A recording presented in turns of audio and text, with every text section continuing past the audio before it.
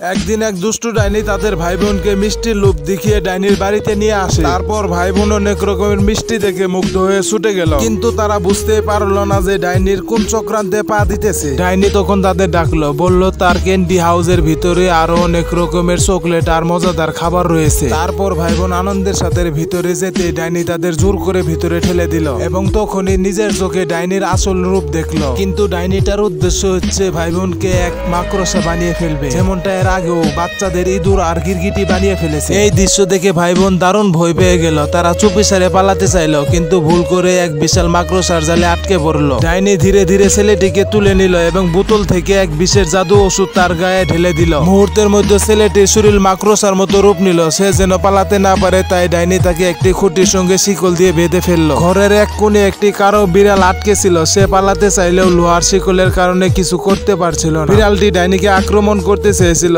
কিন্তু ডাইনি সেটি বুঝতে পেরে রেগে গিয়ে হাড়িতে থাকা জাদু ওষুধ তার উপর ছুড়ে দিল। মুহূর্তে সেই দুঃখী বিড়ালটি ভেঙে যাওয়ার মতো একটি দুর্বল মূর্তিতে রূপান্তরিত হলো। এরপর ডাইনি আবার ছোট মেয়েটিকে তুলে নিল। ঠিক কিভাবে তার উপর ওষুধ ব্যবহার করতে চাইছিল, ঠিক তখনই এক সাহসী জ্যান্ট এসে হাজির হলো।